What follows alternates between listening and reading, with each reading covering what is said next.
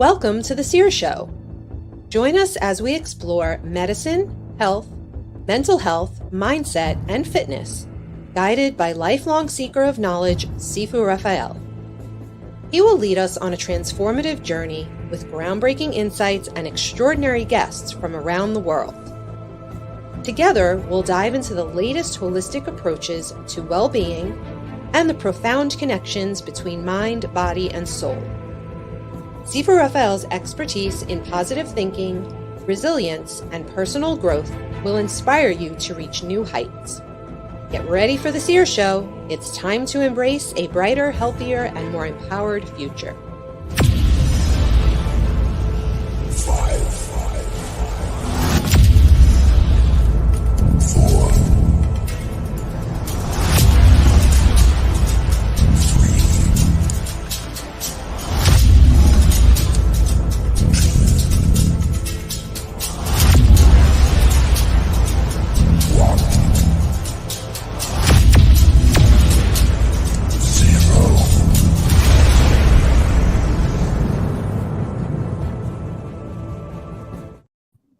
Good morning, everybody. Thank you so much for joining us on the Seer Show this morning.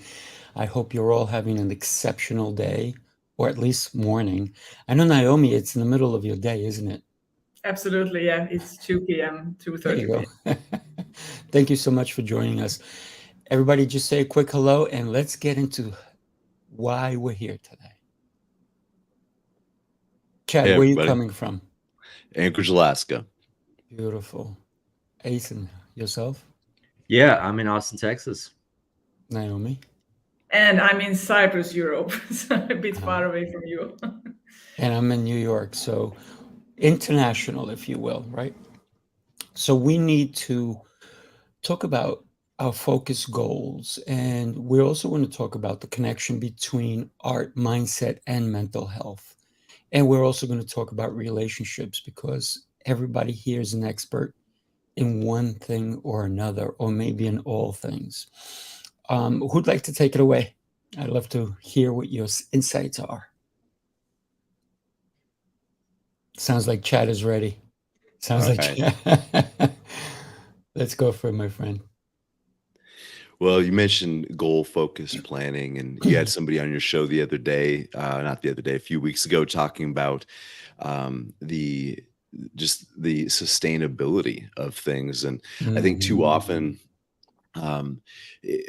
people we go through life mindless, just aimless, not necessarily mindless, but aimless. And, waking up every day on accident, just trying to get through the day. And, there's a difficult thing to balance living in the moment, but still planning for the future, and building that connection between what we're doing today and what we want to be doing in the future, who we want to become, where we want to be.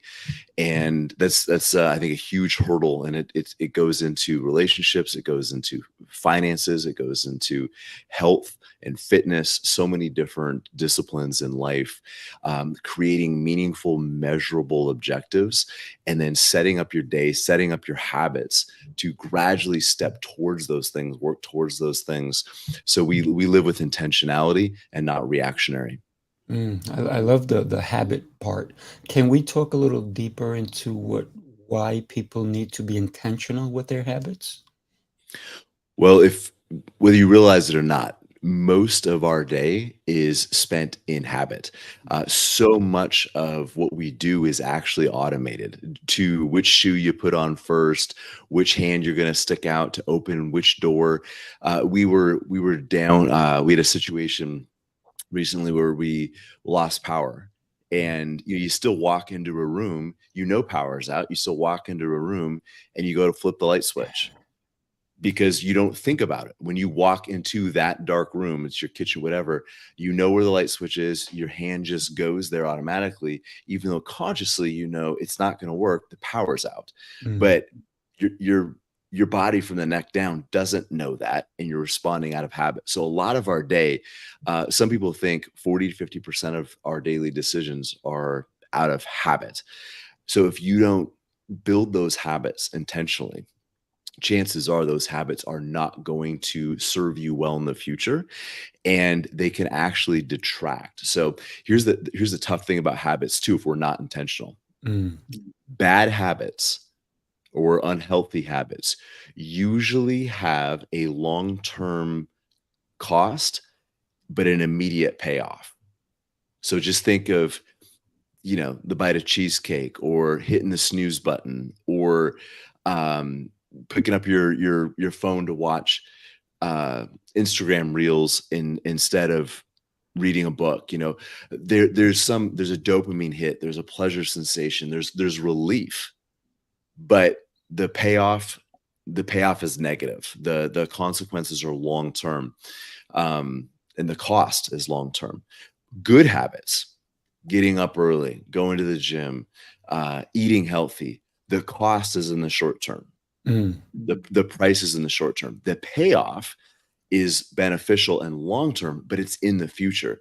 So if we're not intentional with making those choices, it's easy to gradually get pulled into those short-term pleasure, long-term pain type habits, because those are the ones that have the immediate rewards.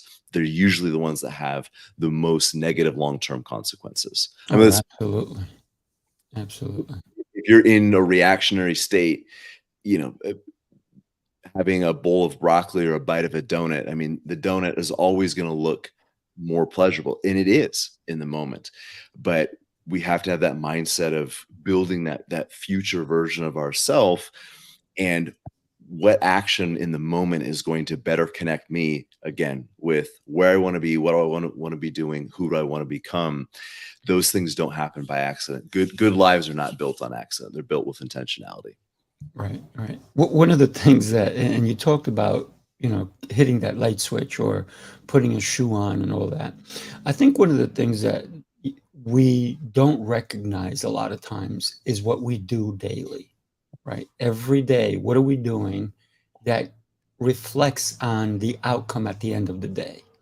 And a lot of people will blame others instead of taking responsibility for their own actions. They'll say, I'm not happy because so-and-so said this to me. No, you're not happy because you accepted what they said to you. So when you think about the habit of even accepting what other people think of you could be detrimental to you, because it could be a good thing or it could be a bad thing. I love the fact of, we can talk about habits all day long. I also want to talk about, one of the things for me, I'm aware of every action I take. So you talked about the shoe and immediately went to I always make sure I'm like, what shoe did I put on yesterday first so that I can change it? Because I don't want my habits to determine my actions. I want me to determine my actions. Habits are great if they serve you well. So for example, every morning, I'm up before 5, right? Whether 4:30, 4:15. And one of the habits that I have is I have to shower. I have no choice. It's that I must feel that cleansing. Plus I take a cold shower at that time. And it doesn't matter if it's winter. I'm in New York. It could be freezing out. I'm taking a very cold shower, because it not only does it wake me up, but there's so many health benefits to that. And when we consider our actions, they do reflect on everything we do.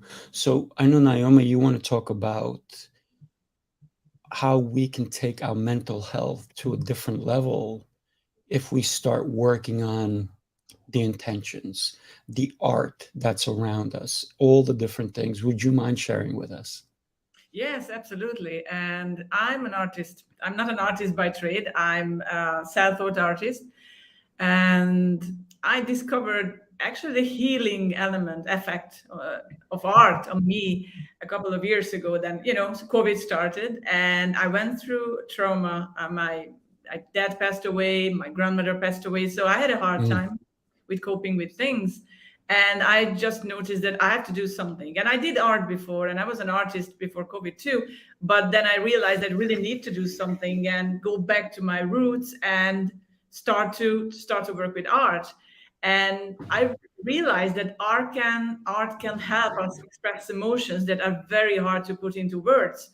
And it also helps us to express extreme emotions of anger, of pain, sadness, but in a very, very safe manner. So you are not self-destructive. And it really, really helped me to cope with my own trauma. And that's why I love to spread this message and love to talk about it, because if I can reach one people with this, I mean, or maybe I can help others. And you don't necessarily need to be an artist to help yourself. You just do something at home. You just paint or knit. Not talking about you guys, but whatever you do, crocheting or anything that it comes to art, or play an instrument. I mean, that will definitely help you. And no matter how disturbing you think your project is, it's much healthier. You put into your energy into these than to keep it bottled up into yourself, because it will have long-term health, physical, mental effect on you if you keep it up for a long time. Yeah. Yeah, I think that the habit, if you don't mind, and then I'll let you go, the habit of doing something positive, art. But if you have to go through a whole 20 minutes to get your art brushes out, to get your paints, to do all this, you're not going to wind up doing it. So when we create a habit, we should leave those things out so they're top of mind, right? You say, you know what? I'm feeling sad. Let me have a pen and paper. It's available. I got a sketch pad, or maybe I got my brushes. So we have to create the habit so that we can get out of that mood. Right? So this is why I love habits, because they can help you. Like, I just started playing a guitar. I never played a guitar before. But if I have to go in my closet, take it out, open the case, do this, take it, I'm not going to play. I play every day because it's hanging on my wall. I got a really nice display. I put it on my wall. And now I'm considering getting another one to have. Well, I have several businesses, so I'm considering one for one of my businesses. So wherever I go, if it's hanging there, I could just pick it up and start strumming or fingering or whatever. But if we make it hard to get to that thing that's going to help us, then we may not do it, right? We may not do it. Yeah, I agree with that 100%. You have to maybe dedicate a corner at your home or in your home where you can do it, just a desk. I mean, you don't need much, but that you need a dedicated space so you can, keep those habits and routines alive, because those are, I mean, really important.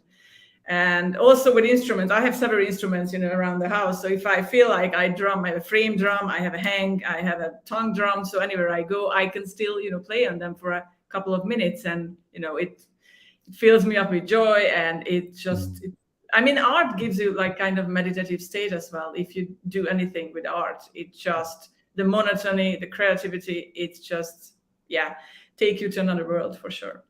Mm-hmm. Chad, were you going to say something? I was just thinking about this idea of art, and a couple things. First of all, you mentioned Sifu talking about basically making good habits easier, and eliminating barriers to good habits. So, somebody who wants to play the guitar, you're going to put that out. You're going to put it in a place where you notice it, so it triggers that. Oh yeah, I haven't practiced today. And maybe if your normal habit is to come home and watch TV, when you leave for work in the morning, you're going to put the remote in a cabinet and you're going to pull out the guitar, put it on the couch. So that's your immediate trigger. So I think back to intentionality, you can do a lot of things to make your unhealthy habits, the habits that don't serve you in the long term, harder, and make the healthier habits that do serve your future self easier in the short term. But to what Noemi's talking about, this idea of art, one of the things that I would have not considered myself an artist 10 years ago. But I think like all of us are born artists. And I think a lot of times creativity is educated out of us for practicality reasons, because it's hard with a classroom full of 30, 40, 50 students to foster that individuality and lean into the strengths of each kid and support them in their weaknesses. And that's one of the reasons we homeschool our kids. And not everybody has that opportunity, and I get that, but we do. I think each one of us is born as an artist. You see a little kid, they everything is art. I'm actually at home right now because it's 3:30 in the morning, 3:45 in the morning. And this is the schoolroom, and I've got art from all of the kids around here. But we get to this point where we're worried about what other people think of us, and our art gets smaller. That creativity gets ironed out. And I just think it's so important because I work with fairly wealthy individuals and building this financial freedom. But then a lot of folks lose that meaningful pursuit. And I think art is a great way to have that drive, to have something continue to challenge yourself. Because going back to habits, a lot of times we get to a point of comfortable competence where we get good enough at a thing and then it just becomes automated. We don't really get any better because we don't push the envelope. And just think of driving, right? Most of us probably drive every day. See, maybe you don't because you're in New York. I don't know. No, I do. But most of us drive every single day. But we're probably not significantly better drivers than we were 5 years ago, because we've gotten to a place of comfortable competence and we automate that. We don't push the envelope. We don't stretch ourselves. I think art, whether it's you're a musician, whether you're a communicator, whether you're a painter, a public speaker, whatever, you can challenge yourself and stretch yourself without the detrimental effects of a car crash, right? 'Cause that's why we don't get better at driving, is because when we do push the envelope, the negative effects, the risk is too high. So we stay in that comfortable competence. But with art, I think it allows ourselves to express on the edge of our ability.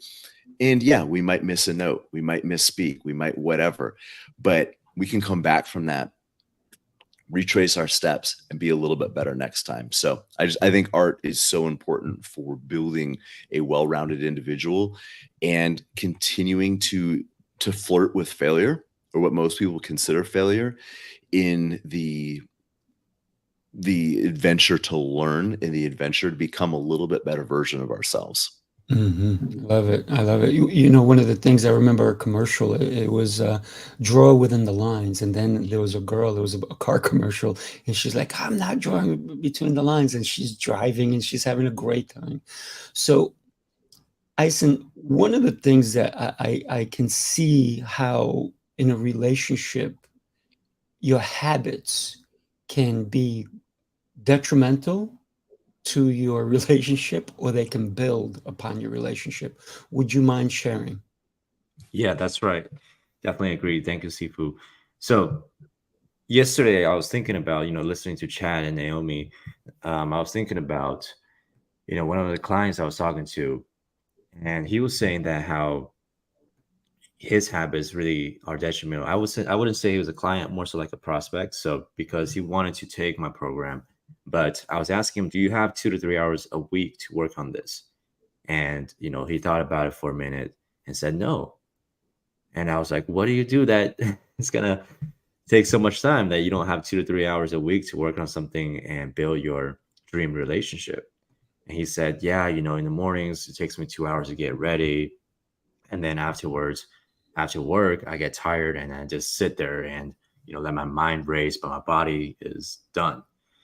So a lot of times it's his mindset and habits that are inhibiting him from becoming better, because if his habits is, it takes 2 hours to get ready, and then later on the day, you can't do anything after work. So there's not much time left. So just understanding and building good habits in a relationship as well. Like Chad was saying, if the TV remote is very accessible, you're going to just want to sit down and watch TV. Whereas like if it's in the drawer or something somewhere else, then it's harder for you to access it. So the path of least resistance sometimes is detrimental to your success and your relationship. So building good habits, like going on, having set times for dates, and having certain things you have to do in a relationship to keep it strong is very important. And those habits are going to become a lifestyle as well.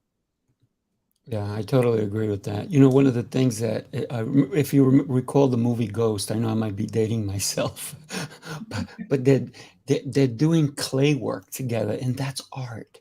And there's that love, that bond that we can start to share with our partner.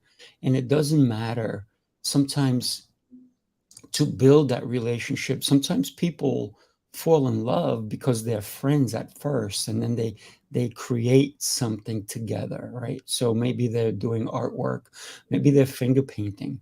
You know, as children, one of the things that, and you said it perfectly, Chad, that it's taken out of us as a child. We're told, no, you have to conform, you can't do what you're doing, right?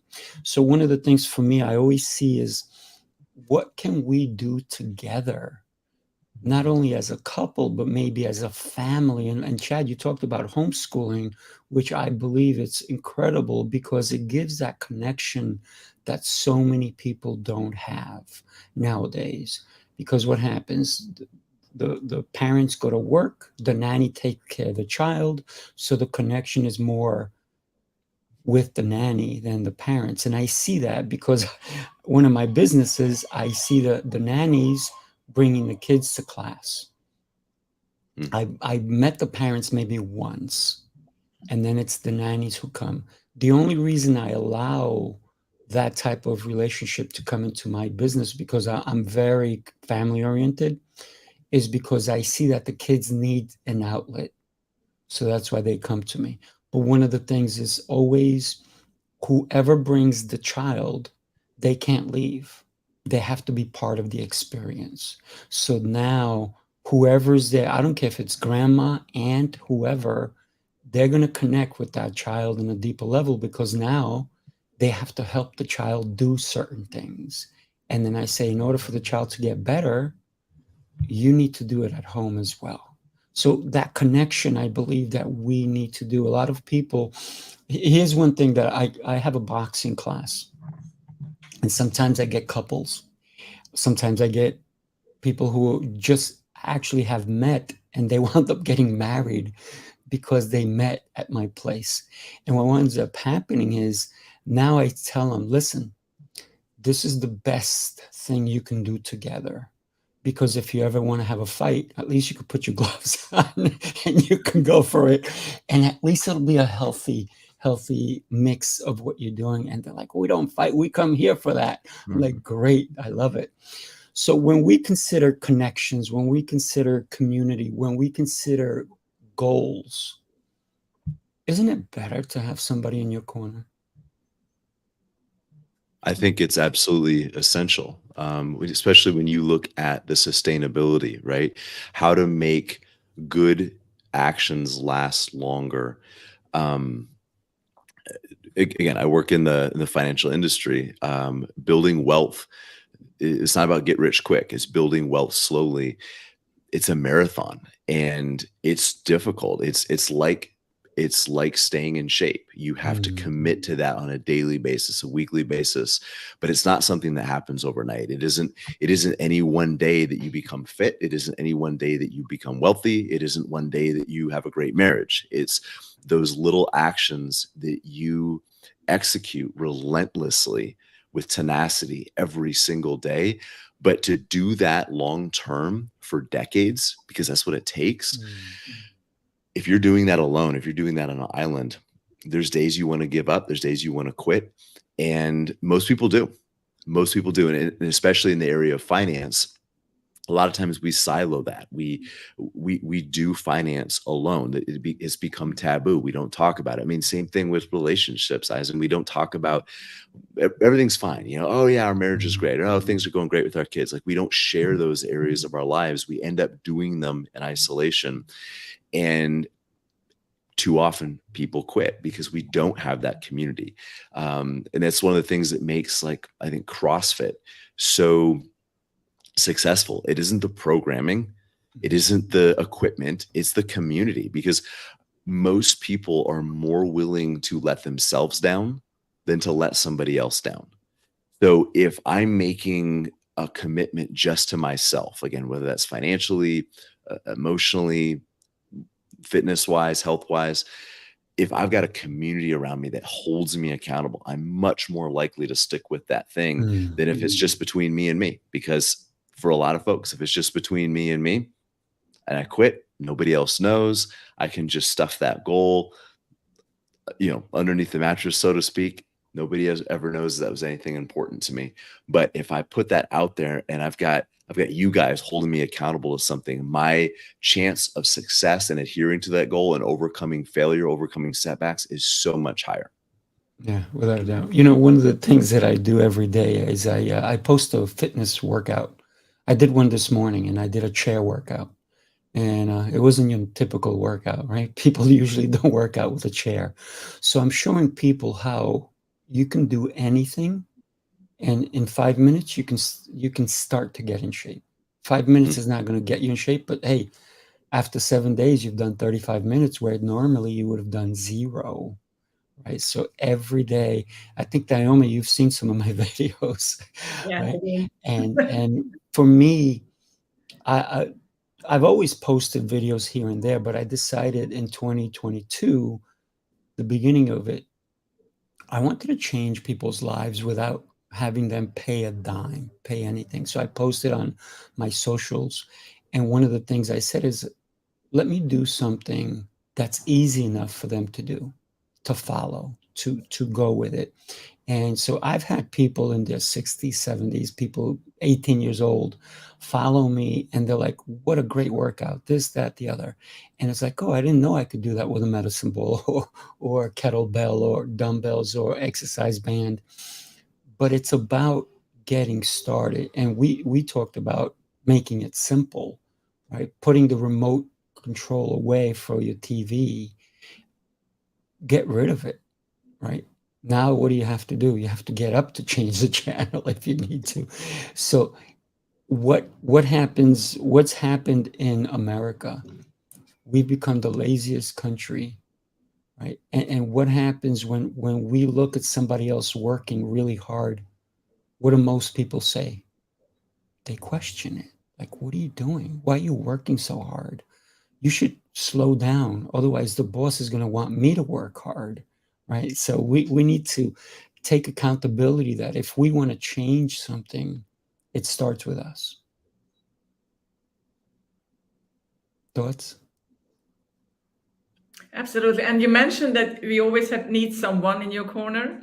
And sometimes you don't get that support from your family, even if you love them and they are close to you, but they are not necessarily in your corner. So that's when, for example, a coach comes into the picture, I think, or a mentor, or you call it whatever you want.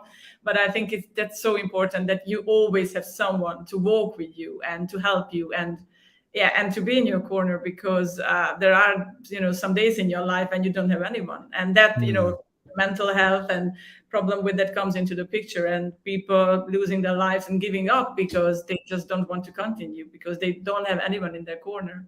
And I think that's just so important. So that's I just thought that when you talked about like someone in your corner, yes, you definitely need someone. It's that's maybe it's not your spouse, maybe it's not your best friend, because you can't talk to them about topics that you don't want to, and you need someone to help you with.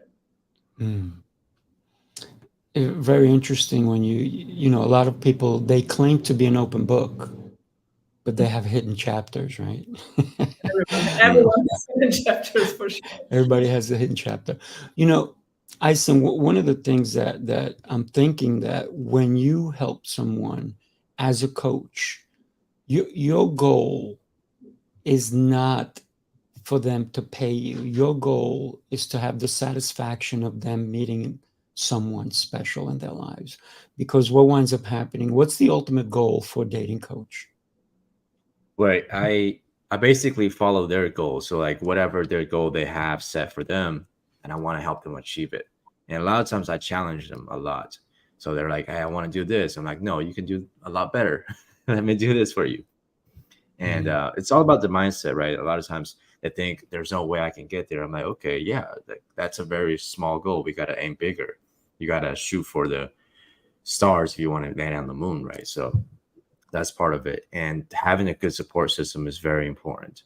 Having a mentor, understanding where to go, where the blueprint is. Like your parents, right? I agree with what Naomi said earlier. Your parents might not, your friends or family might not be the best people to turn to whenever it comes to your best support system, because a lot of times they might not know what you're trying to do. They might not understand you. Just like my parents were engineers, and going to college, that's what I studied, right?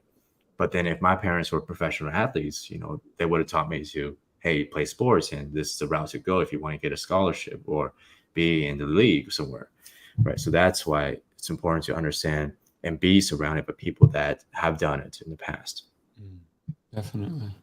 Yeah, having that support is important. But sometimes, and you're right, we may not find the support where we need it. And Naomi, you are 100% right when it comes to coaching. I just want to clarify one thing. Coaches want to get paid. Mentors don't need to get paid, right? So I do both. I am a mentor to some people, and their success is my payment. So that's how I mentor them, right? And I have several people that I mentor, but then I have other people that pay me because I'm their coach. So it's two different hats that I'm wearing, right? One is I'm fully invested in their success. The other one, they're investing in me to make them successful. So I just want people to understand that there is that difference. When you say mentor and coach, is not the same. It's a little different because, Chad, you have clients, right? Asen, you have clients. Naomi, you have clients. But do you also have people that don't pay you and you sometimes go out of your way to help them? Yes. Definitely. You know what? There's something on this though that is critical. Whether you are a professional coach or a mentor, I think it's the idea of buy-in. It's skin in the game. We had a bunch of family over for I can't remember what holiday, Thanksgiving or something. My wife does a lot of hosting. That's one of her gifts. But we're cleaning up afterwards, and my wife's like, "Do you notice that a lot of our family asks you the same questions over and over again? They don't do anything about it?" And I was like, "Trust me, I notice. It's irritating." And she goes, "Do you have clients that do that same thing?" I was like, "Absolutely not." And she said, "Well, why is that?" I was like, "Well, two reasons. Number one, I can fire my clients. I can't fire my family. And number two, my clients pay me very, very well. They have sacrificed something to get that advice. So if they don't follow it, now you have that psychological disruption where they've paid for something over here, but they're not following it over here.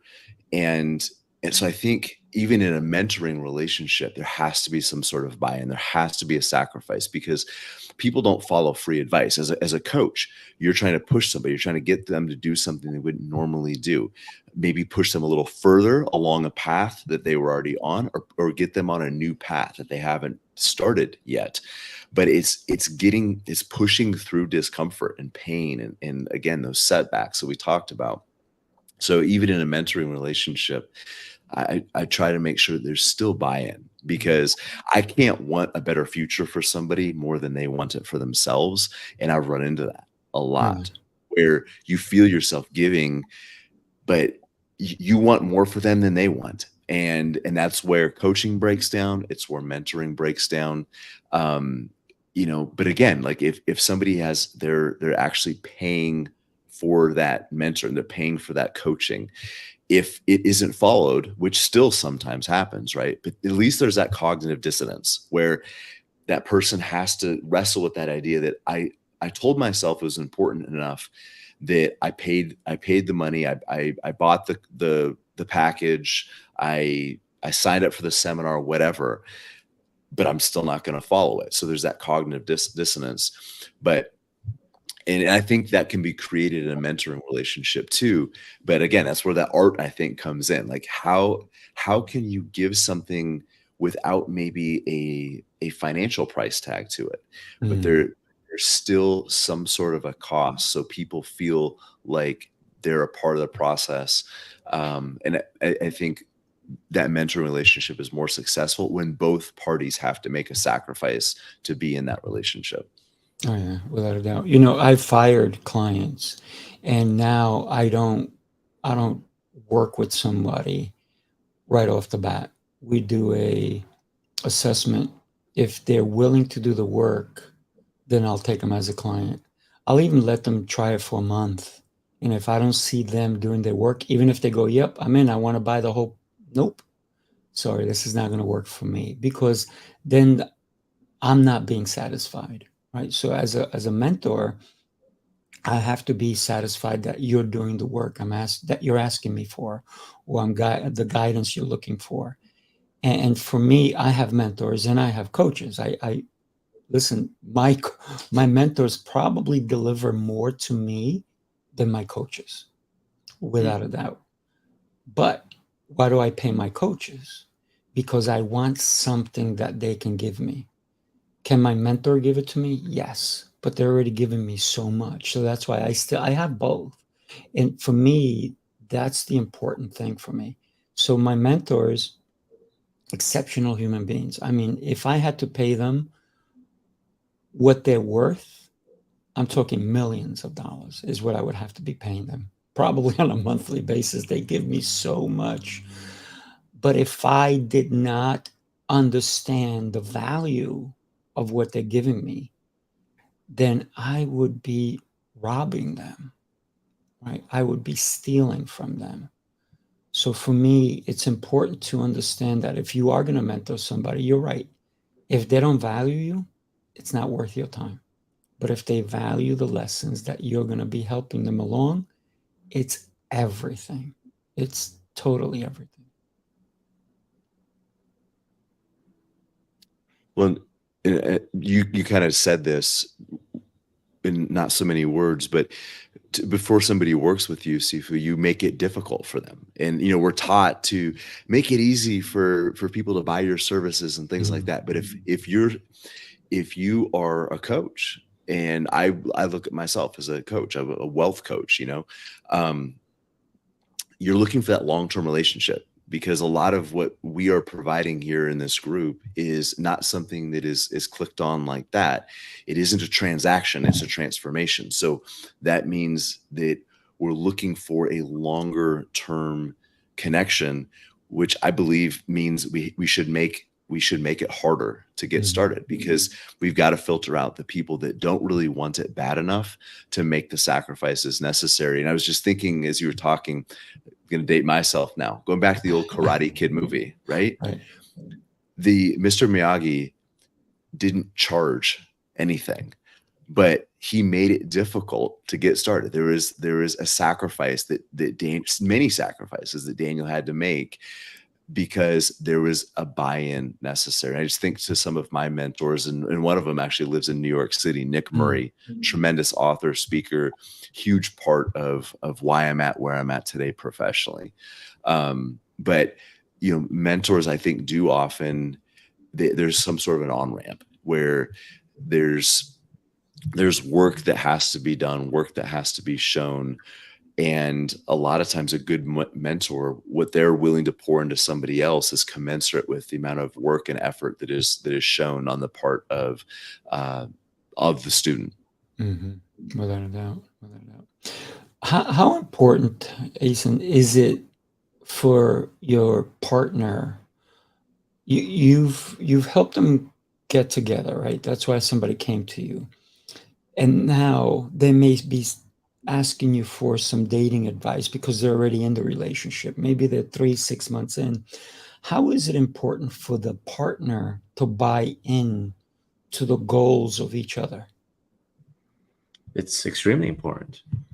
So it's all about growing together. I mean, that's the common goal, right? If someone can't grow together, they're going to grow apart. And a lot of times, if someone's very similar to another person in the very beginning of a relationship, but then 6 months later, their goals change, everything deviates, then the relationship's going to fall apart. Just like if we're building good habits and, the guy's building bad habits or the woman's building good habits, etc., their habits aren't aligning anymore.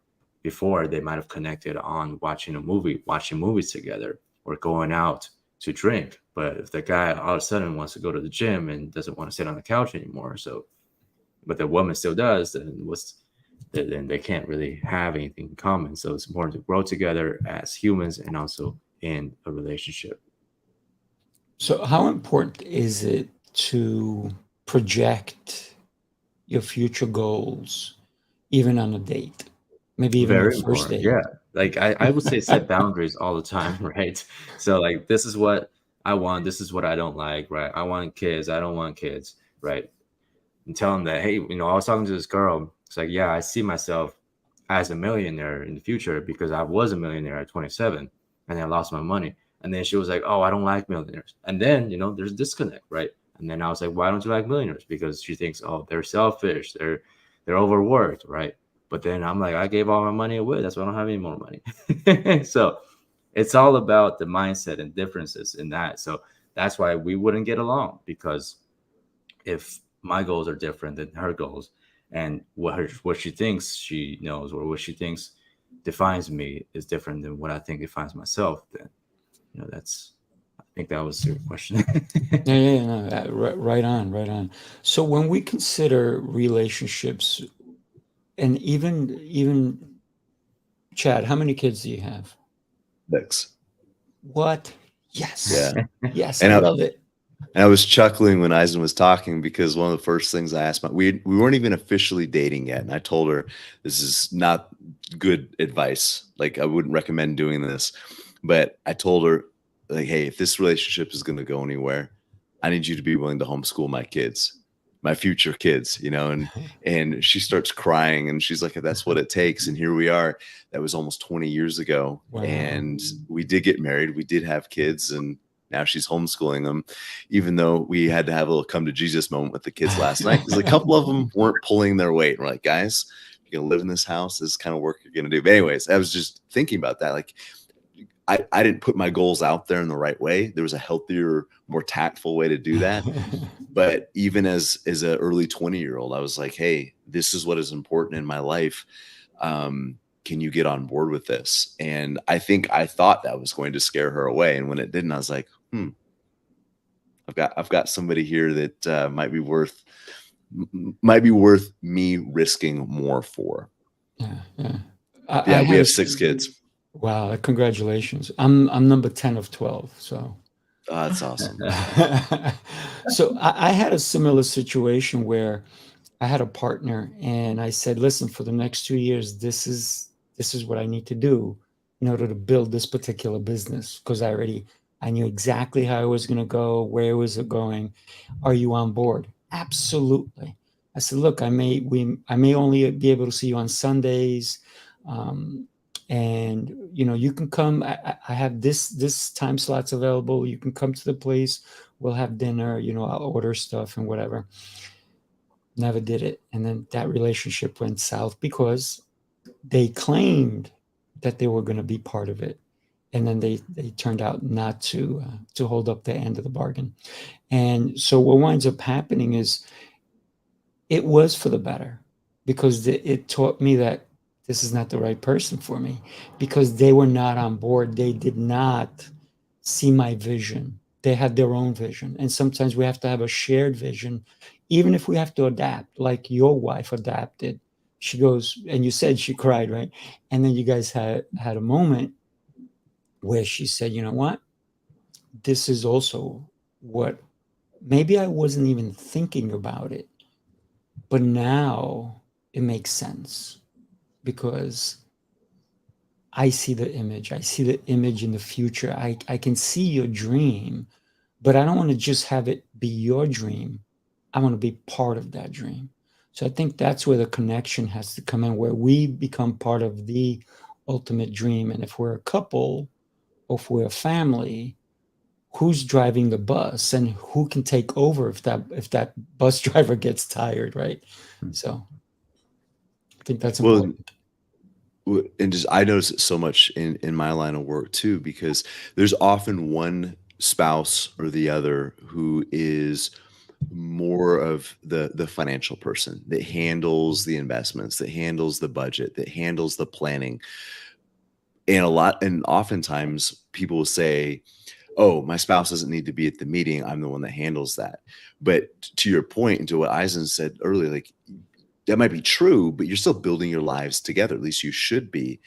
And so it's so important for us to get both those spouses together. And sometimes I'm taking off my wealth management hat and putting on, it feels like a marriage counselor hat. But it is important because you see people's lives do this. You see people's lives deviate. And if that's happening, then the financial planner is going to get caught in the middle of that. And if people can't get on board with where their financial goals are going, they're probably not going to get on board with where their life is going. So we won't take on clients that won't meet together and have a healthy meeting of the minds and do that goal planning together, because we've seen that unravel too many times, and then we don't want to be stuck in the middle of it. So I'm seeing it in that area of life. And I could just tell you, we all know this, but just to the people that are listening, how important that is to have those shared goals where you're supporting one another's goals. One of the questions we ask people is, if you never had to work ever again, if you had enough money coming in from your investments, so you didn't need your paycheck, you might not necessarily retire, but you no longer need to produce a paycheck. You're financially independent. What do you want your lives to look like? The answers we get, you can tell, like, people have never thought about this before, but it's spouses who've been married for 15, 25, 30 years completely surprise each other because they've never thought about what that other person would want their life to look like if they never had to work. So it's just interesting to hear you guys talk about it too, because I see it come up over and over again in what we do. And I don't think there's a lot of communication around shared goals. No, not at all. There was I think it's a joke, but there was a story about a man that played lotto and it was like $20 million. And he said to the wife, well, I think we won. And she goes, well, what are you going to do? And she goes, easy. I know. We're getting a divorce. I'm taking half. He goes, perfect. Here's the ticket. I only won $20. So you got to be careful of what you really want, because he understood where she stood, right? So with that in mind, remember, people, your goals have to be unified as a family. And if you live alone, if you are alone, should you be? Because God wants us to be connected to one another, right? You need somebody in your life. We need to connect daily, every day. Reach out, touch someone in a positive way, right? Reach out, text someone, tell them you love them. Reach out to more people. And if you want more, follow my guests. They're all incredible. Noemi, Chad, Eisen, you guys, great advice today. Thank you so much. I got to tell you, I'm going to play my guitar several times today. Why? Because it's easy. It's right there on the wall. But here's the thing. Do it where you have a passion for everything you do every day. I want to thank every one of you for coming here on the Seer Show. Incredible show. And all of you are incredible human beings. Thank you so much for being here. Do me a favor, stick around for a minute. We're going to say goodbye to everybody. Any last words before we take off? Just thank you so much for having me again on your show. Absolutely. Sifu, thank you for having us, and it's an honor to be here. And just want to remind your audience too that you guys are the biggest variable in the trajectory of your life, and what you do matters. Your choices, your habits, your decisions, that's the foundation of how your life is going to go. So recapture the agency that you have. Beautiful. Yeah, like everyone said, I'm very grateful as well to be on the show. And this was a great topic. These were great topics that we discussed. And yeah, And I just want to inspire and give hope to everyone that's listening. Yeah. God bless everybody. Have an exceptional rest of your day. And if you're watching this on the replay, share it with your friends, family, and loved ones. Because guess what? You want them to be on board and you want them to be living the dream together. Take care, everybody.